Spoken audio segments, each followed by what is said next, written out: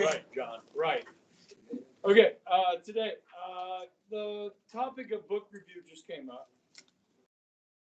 What's going on? Things seem to be working. Okay, page 5 in your book gives you some ideas about how to write a book review. Okay, now, do you have to follow that? No, absolutely you do not. Okay, but it can be helpful if you get stuck figuring out what I want to write about. Okay, my 3 history students have already written you guys all wrote reviews, right? Yeah, so you kind of know what that's like. So it's your opinion of the work. Now, obviously, guys, I've asked you to read something that's political in nature, something that has probably obvious bias. Okay, I want you to write about that. Okay, what you see from it. Does the author give both sides of an argument, or do they pretend to, or is it just hot air? Do they actually do any research? Are there any footnotes, or is it just they're spewing? Okay, and what value is that? Does that have any real value? Is it just red meat for people that want to hear their opinions reinforced in an echo chamber? Or do they challenge you with new ideas and principles and depth in their arguments? Or is it just smoke and mirrors? Okay, so those are the things you're writing about. What kind of research the author did, and obviously, bias is a big part of that. Okay, so page 5 is helpful. You get stuck on stuff. All right, good. Again, this is your opinion. Okay, so if you want to use the word I, you may, or you don't have to. You can. Okay, but what I don't want is a whole bunch of summary. Okay, I don't want a book report. Now, what is often helpful in describing an author in their book is to quote it. Use quotes to back up examples of what you're saying. So if you're like, this author comes across as really harsh in their language, we'll share a couple of quotes that back that up. That makes sense. And that fills up some paper as well. If you want to read other book reviews, what other people have said about your book, okay, like New York Times book review, what they have said about it, okay, you can quote other people. You just need to cite that. Okay, now, most conservative books like Gerrymandering Ann Coulter or Mark Levin, the New York Times, they don't even review those books anymore, even though they're bestsellers, because they don't like the ideas in those books, so they don't review them. It's a form of censorship, if you will, or a form of, I don't know. I guess censorship is probably the right word. If we don't review it, then maybe it doesn't exist, and people won't read it, and we're good with that. That's what we want. We don't want people to read that trash, so we're not going to review it. You guys follow me on that? Okay. Anyhow, so good luck with that. Holler if you got any questions. When is the 22nd? Tuesday. So you guys get into break a little bit. Okay. Yeah, I have religious training Monday and Tuesday of that week. Well, you guys will be on day 5 of your 9-day vacation. Day 4 of your 9-day vacation. Good. I'll be wrapping up religious stuff, and then I'll have some time to grade your papers over the break. Good. All right, got to get those history tests done first. Okay, yesterday we were talking about gerrymandering, about how districts are drawn. Okay, got a little bit of stuff here up on the board for you.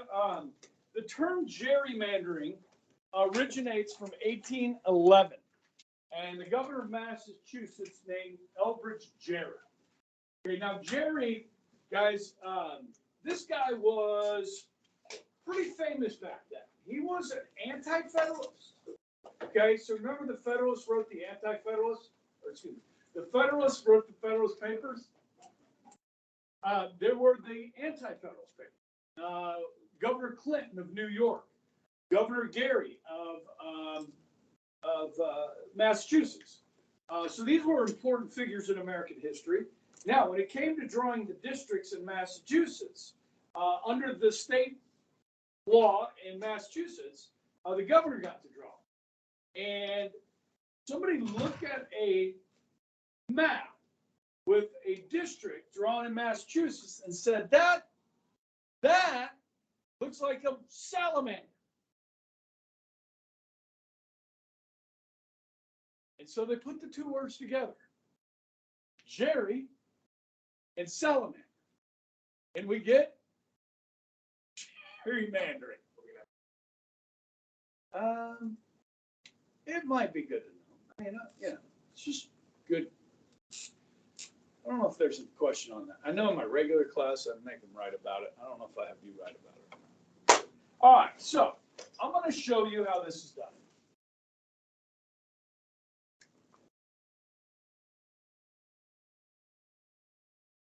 What is this?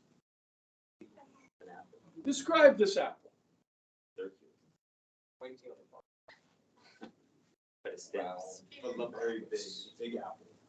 Thank you very much. That's the Big Apple. Okay, so in the Big Apple, there are several boroughs of New York City, like Manhattan, City and and somebody said the Bronx, Brooklyn. What else we got? Manhattan. Got Manhattan. Queens. Queens. About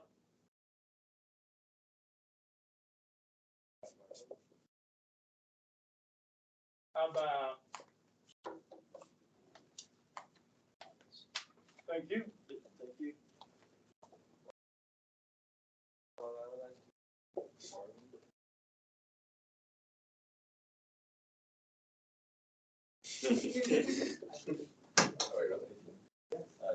About Chinatown. This is where the Puerto Ricans live. Puerto Rico. Little Italy. How about that? Okay. Today, the 16th. This is Friday. Right. I'll record if you want me to. All right, now we're going to go on a scavenger hunt in New York City, okay? And your goal in the scavenger hunt, you working or not? Okay.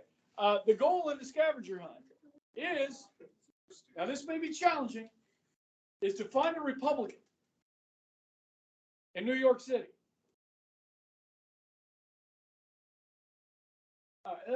Before you start shouting things out, let's think about this. Where are you going to find more Republicans than any others here? Have you heard of Wall Street? Where's Wall Street? It's in Manhattan, okay? Fifth Avenue, okay? Madison Avenue, okay? The rich shopping set areas and so forth. Times Square, okay? It's all in Manhattan, okay? The financial district. So you got some Republicans in there, okay? Now, there's not a ton, but there's some Republicans. Now, let's say, now, do you guys remember who gets to draw these lines? The state legislature. So which party controls the state legislature in Albany, which is the capital? Democrats. Okay, so now let's say you're going to have 10 districts just in New York City. We have 4 for the whole state of Kansas. New York City gets 10. And the Democrats want to draw these districts in a way where 0 Republicans win. This is how you do it, okay? Now, you know there's a lot of Republicans in Manhattan, or a big chunk of this, okay? So what you're going to do is you're going to take part of Harlem, big part of the Bronx, okay? And you're going to chip away at Manhattan. And you got your Democratic district, okay? We're gonna take a little more Harlem, because you know Harlem is heavily populated with African Americans, yes. Okay, so you know they're gonna vote heavily Democratic. So you take a little more Harlem, get you some Brooklyn, all right? Get you some more Manhattan, and you got your Democratic district. Okay, we're gonna take a little more Harlem, get some Hell's Kitchen, bunch of liberals down there. Okay, there you go. Come on around here, and we're gonna have us another Democratic district. Well, we got a little more to do away with here. Let's take some more Harlem, get some big Brooklyn in here, and then we got us another Democratic district. Just like that. Just like that. No more. Okay. Everybody, that's how gerrymandering is done. So there's two ways to do it. One is concentrate your strengths in an area. Okay. So you could do this right here. Do one district that's Harlem, and you're guaranteed to get a Democrat and likely an African American Democrat. Yes? Okay. So you can concentrate your strengths in an area or divide your opponents. Okay. Now, Kansas got to redraw our districts, and that one with Sharice David, number 3, she got reelected. What the heck's wrong with these Republicans in Topeka? They don't know how to draw lines. They could have gerrymandered her out of a job if they got creative. We need somebody besides Mark Dugan drawing those lines, don't we? We're trying to be fair. Now, that is one thing, okay? So gerrymandering, guys, has been a problem. Now, when we got into this last election, right? When we were looking at the polls, what percent out of the 435 seats, how many do you think were like truly competitive? Like we knew Ron Estes was going to win, right? We knew the first district, Kansas. The second one, third one, competitive. Hey. Guys, it's somewhere around between 60 and 80 seats out of the 435. Okay. Now, Democrats flipped about 10 Republican seats, and Republicans flipped about 19 of the Democrat seats. So the Republicans did get to 218, by the way. I don't know if you guys heard that. Okay. Yesterday, they did get to 218. So Republicans will have the majority in the House. Okay. That's divided government, control of the purse. All right. Now, whoever the Speaker of the House is, which will be Kevin McCarthy, he's got to control those 218. Okay. Now, how can he do that? By threatening with their committee positions. Yes. Yeah. The Speaker has a lot of power. Okay. Nancy Pelosi was very good at that, controlling her caucus. All right. So as this plays out, I think based on this last midterm election, gerrymandering is probably not as big of a problem as I would have said it was a year ago. Okay. I think there were more competitive seats this year than in the previous election. Okay. And we just redrew the districts. So some states, like I think I told you this, guys, California, New York, like the state legislatures don't get to do it anymore. They get the courts involved, and then sometimes they have like these citizen panels that are nonpartisan, apolitical, that will draw these. Okay. States really don't like to give up that power to draw these lines because it's all about power and controlling Congress. Okay. So it's an interesting deal. Now, when we talk about this, let me just show you, I've got 2 court cases up here. Okay, so once upon a time, this is Kansas, right? Say we have 4 districts.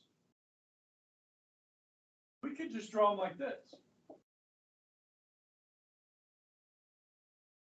Now, who benefits from this? These 2, right? These 2 benefit the most. Right? Because there's like 12 people that live here. And so like one of them is your representative. So it's like 11 to 1. You know what I mean? But over here, you've got a lot more people. It's not fair to these people. So guys, once upon a time in Georgia, I apologize. Okay, this is Atlanta. Okay. Atlanta. There was one district for Atlanta.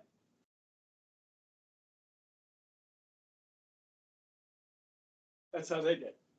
So the people that lived here got one representative, and then the people in each of these districts got 8 times as many people in this district than some of the others. Is that fair? Well, up until 1964, that was legal. This case, Westbury versus Sanders, said that you have to have one person, one vote, which is another way of saying, okay, each one of your districts has to have the same number of people. Okay, and I did the math for you yesterday. Remember, we came up with 758,000, right? 330 million divided by 435. Okay, roughly 758,000. Okay, now this case in 1986, Davis versus Vandermeer, said that extreme cases of gerrymandering are unconstitutional. Who gets to decide whether it's just extreme or not? Yeah, I mean, I'm going to show you some classics. Okay, some classic gerrymandering. The Gerrymandering Hall of Shame, if you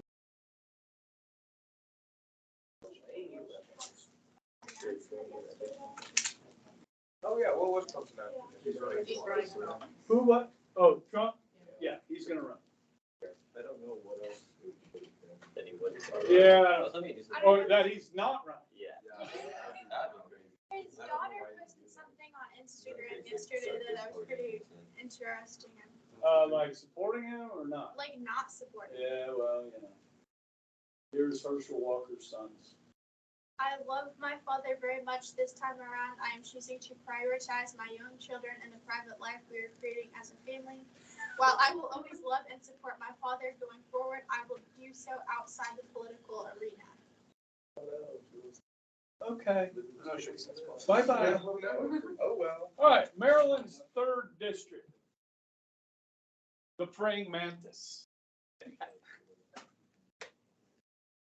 Okay. Look at that. That is wild. What's the This is gerrymandering? Florida's 5th district. And they have like an index score. I don't even know what that means, but look at that, okay? This is Pennsylvania's 7th, the goofy kicking Donald Duck. Okay, whatever. North Carolina's 1st district. That's the goofy kicking dog. Oh, yeah, you got it. Okay. This is Texas 3rd. That's not that bad. That's a little odd. Yeah, that looks like Africa.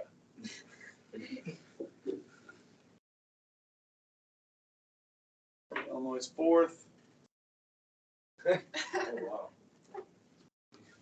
Yeah, these all withstood constitutional muster because they exist. You know what I mean? Vienna's 2nd.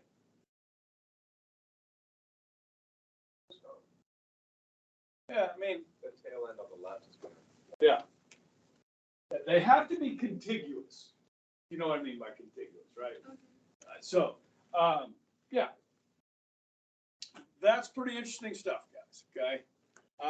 So gerrymandering is part of the process and will remain part of the process. Well, yeah, I mean, states can change their laws on this, how they do it. But most states, it is the state legislature, okay? Some states, the governor has to approve these maps, okay? And there were some pretty big fights that usually wind up in the courts, okay? And then the courts decide who's right, okay? Right, so everybody got a pretty good feel for what gerrymandering is? Can you write that in the court cases? You might want to know those.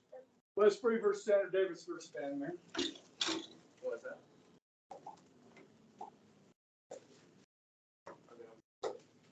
They might be. What What does Westbury Standards do? It's, Uh, it's above. Extreme cases of gerrymandering unconstitutional. Okay, so we're still talking about the House of Representatives, right? Okay, so let's continue with that. We have 435 members, but there are also some non-voting members. Okay, so the United States has some territories that are not states. Okay, 4,000. Where, how come I can't spell it? P-U-E, Puerto Rico. Yep, okay. What else we got? Guam,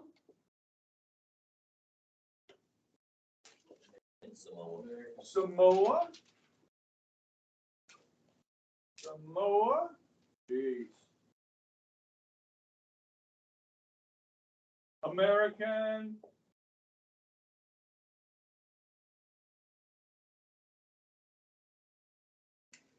Virgin Islands. Okay. You got any others?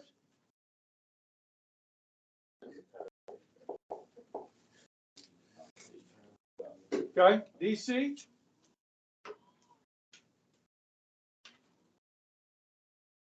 These four have what's called a delegate or delegates. Okay.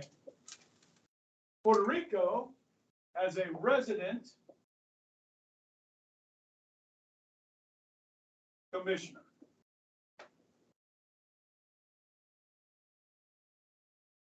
You spelled gerrymander with J. G.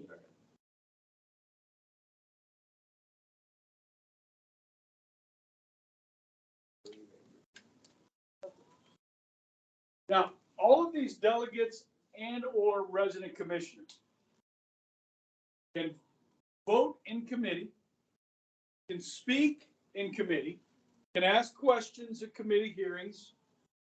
The only thing they can't do is vote on the floor, the House or the Senate. Okay. In this case, we're talking about the House.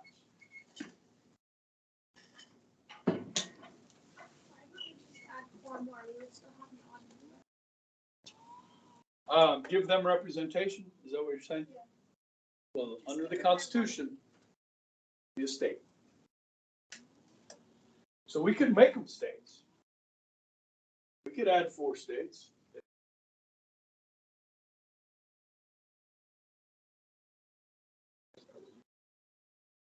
Okay.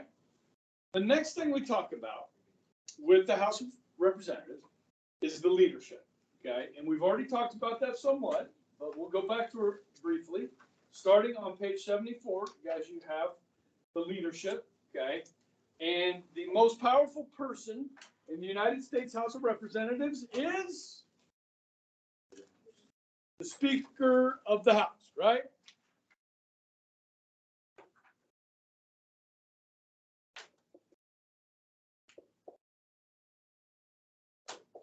We're just going to have to continue to go with Pelosi for now, knowing that there's going to be a change, because the change is not coming before the next test or before this class is over. Not till January. Okay? Now, I might be wrapping up some grading on January 3rd, but that'll be it. Okay. The Speaker is like a dictator in the House. Nothing happens on the floor of the House unless Nancy wants it to happen.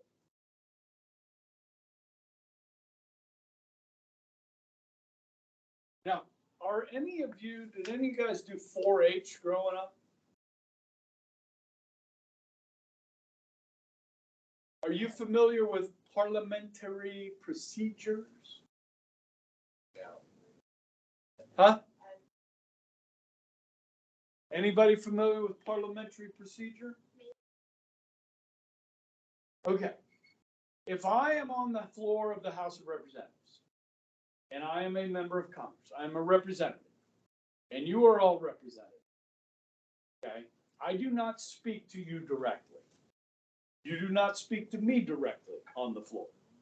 We speak to each other through the chair or the president who is overseeing the House that day. Okay? So I say, Madam President, my colleague, Mr. Poggi from Kansas, is sorely mistaken about the passage of this bill. Okay? So I don't call you, I don't talk to you directly. Okay? Now, if I get recognized to speak, in order to speak, I must be recognized. Okay? And I'm recognized for a certain amount of time.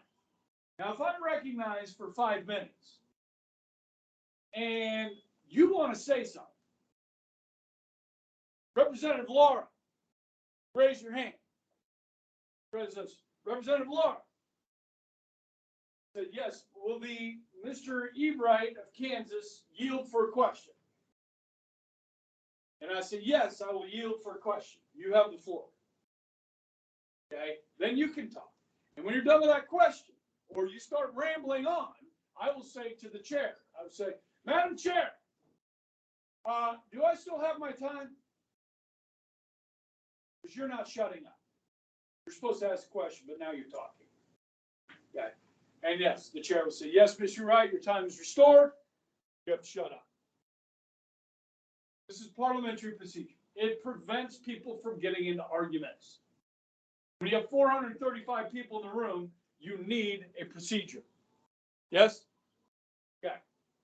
So when I was growing up, guys, we learned this in school. We don't teach it anymore. Okay. We like to yell at each other. It's called free speech, right? Okay. So no one can speak unless given permission. The speaker interprets the rules and applies the rules. Okay? Like, guys, you can look up January 6th committee. What rules were broken by this committee? I mean, Nancy Pelosi just made the rules up. And they've never run a committee like this before. Okay? She has the power to do that. Who's going to stop her? Yeah. So like, if she's violating the rules of the House by doing this, and they want to subpoena somebody, and look, this actually happened, okay? Steve Bannon, I don't know if you know who Steve Bannon is. Okay, Steve Bannon used to work for Trump, okay? He is a conservative radio pundit. He writes, he's a think tank guy, very conservative. Steve Bannon was called before the January 6th committee. Okay, he didn't go. He didn't show up. Okay, so they held him in contempt of Congress. Okay, and a judge sentenced him to 90 days in jail. Okay, now he is appealing that decision. He said, I respect the judge's decision, but I'm going to appeal. Okay, so once you find a judge that says, well, the way Nancy set up this kangaroo court, she should not have subpoena power like this. Okay, so that's like, that could happen. Or you may not be able to find a judge that will say that.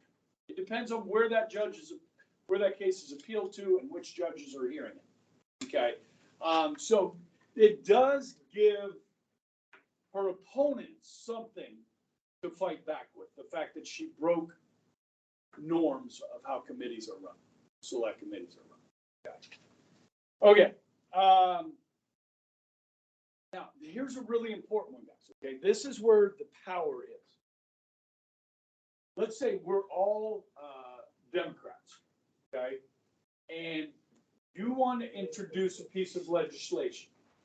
There's a law you want to see passed. So you write a bill, okay, and you submit it.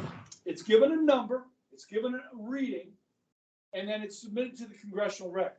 It is going to be sent where? That bill will be sent where? To a We talked about them yesterday. To a standing committee. Everybody with me? Every bill that is introduced is referred, it's called referral, to a committee. Guess who gets to choose which committee every bill goes to? Nancy Pelosi. So if she doesn't like your bill, she sends it to a committee where she knows the chair of that committee, which in the House are all controlled by Democrats. Remember, every committee, the chair is a Democrat right now. That's going to change. Where the chair of that committee doesn't like the bill either. And what is the chair of that committee going to do with that bill? What's it called? Say it. You got the first word. Somebody said it. Pigeonhole. Pigeonhole. Hole. H-O-L-E. Pigeonhole. Listen, guys. Listen. Nancy Pelosi has the power over every piece of legislation that's introduced. She doesn't like it. She refers it to that committee. It sits on the desk. It dies. So who has power over every piece of legislation introduced in the Congress?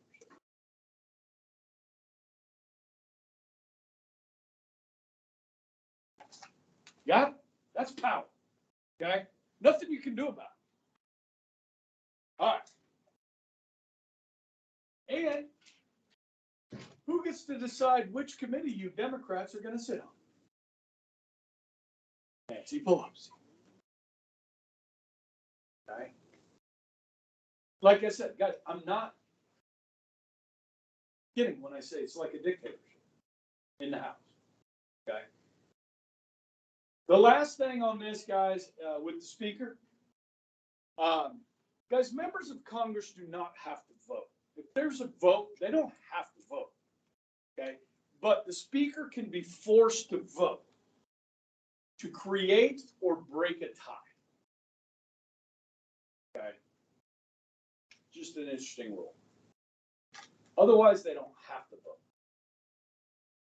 When you get members of Congress that run for president, while they're out campaigning, they miss a lot of votes because they're not there. You used to have to be there, president, to vote, you know. That will become the case again. McCarthy will repeal that rule. You're going to have to show up for work. Just like Elon Musk says, if you want to work at Twitter now, you have to show up for 8 hours a day at the office, not from home. You say that? Oh, yeah. You don't like that?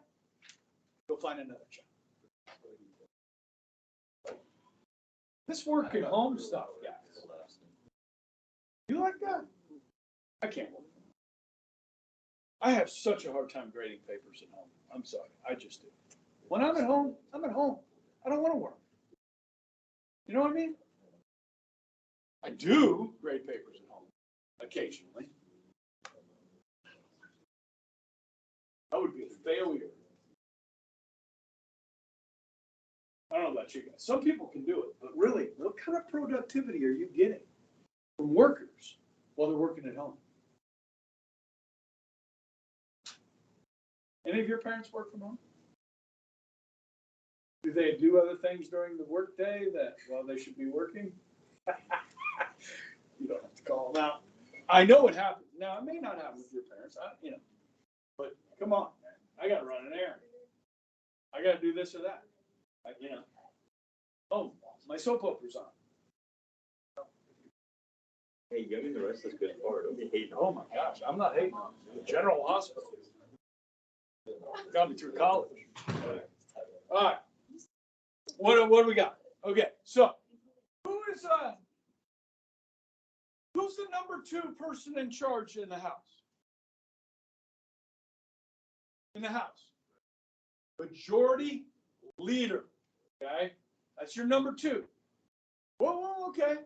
Let me think. Who is going to be the new majority leader under McCarthy? Looks like it's going to be Steve Scalise. Okay, look down there. He was the minority whip. Okay, he may become the majority leader. Okay, he's from Louisiana. Steve Scalise was shot at a congressional baseball practice about 4 years ago. Survived. obviously, but was permanently damaged by that. Okay, it was some nut job. The Republicans were having a practice, Fredericksburg, Virginia. Some guy came in with a gun and started trying to kill all these Republicans. Okay. Scalise was the only one hit, I believe. Capitol Police were able to take the guy down. He was a Bernie Sanders guy. Okay. Now, do we blame Bernie Sanders for that? No, we don't. Okay. Do we blame Donald Trump for Pelosi's husband? Well, yes, of course we do. I'm kidding, but not kidding. You know what I mean? Like, oh, it's these Republicans. You know, I mean, they're violent, extremists, fascists. Antifa. Someone in Antifa needs to step up. Oh, Okay. Me. All right. I'm just shy. All right. Yeah, here we go. Okay. Okay. So what is Steve Scalise's job going to be, or what is Steny Hoyer's job? You need to memorize the name. You're going to need to know. Steve Scalise. No, not yet. Well, you're going to need to know leadership. Well, yeah, but like, memorize Steve Scalise as the majority leader right now. No, he's the minority leader now. Minority whip right now. Remember these in here, not the new ones. I'm just tipping you off, okay?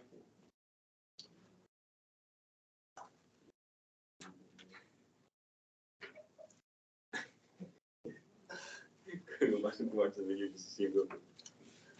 The majority leader is write this down, legislative strategist. Okay?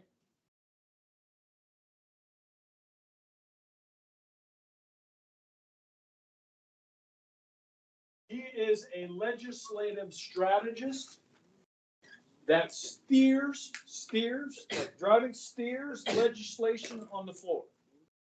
It's the speaker's right-hand man.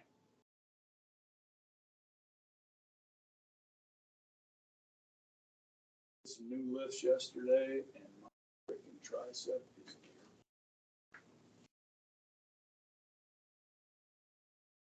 All right, so you got your majority leader. Then we're going to go to the minority part, okay? So then you get the minority leader.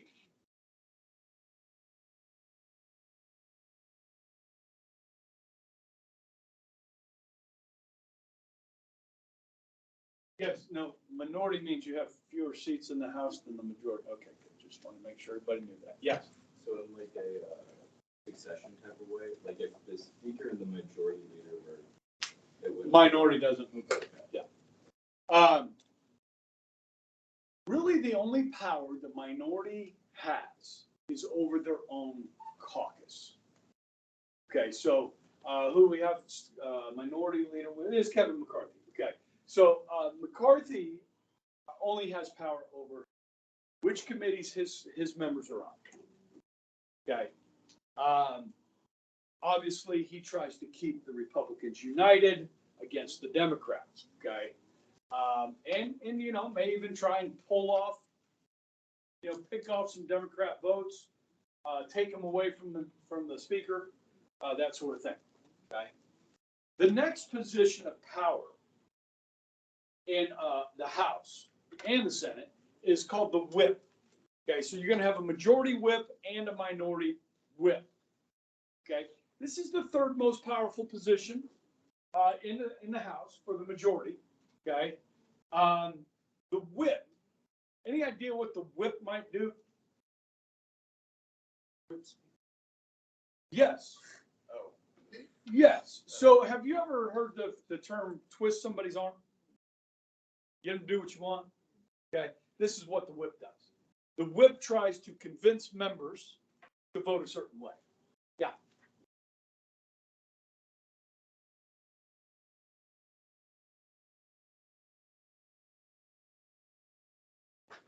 Like he got in trouble, so he had to go to the principal's office type thing? Probably. Yeah, we need to straighten this young man out, right? Get him straight. The other thing the whip does besides this kind of twist arms is a vote counter. So if Nancy Pelosi wants to know how many votes she has, she goes to James Clyburn. Okay. Right? Is it Clyburn? Yeah, Clyburn. Very powerful member of the House, Clyburn, okay? Clyburn has come out in support of Joe Biden running again. You might remember I talked about the primary process when Biden didn't do well in New Hampshire and Iowa, but in South Carolina, James Clyburn. That was the guy that saved Biden's presidency, okay, by getting African Americans out to vote in South Carolina for Biden. And he won South Carolina and then went on. So Clyburn is a very powerful individual, okay, and he is the whip today, okay. He's about to lose that job. Okay. So is he going to be as powerful as he was? No, you're in the minority. It sucks. Listen. I might have told you this guy. Todd T. Hart used to represent the 4th District, and he talked about, I forget, it was 2002. He was elected in 2000. He came in 2002, and the Democrats took over the House. And he goes, yeah, man, my committee chair won't even listen to me. Like, they don't even listen to me. Okay. You're in the minority. You have no power. You have no say. Okay. I assume time's running out? Okay. We'll pick up from there tomorrow. I got one more thing, and then we'll switch over to the Senate. Okay? When?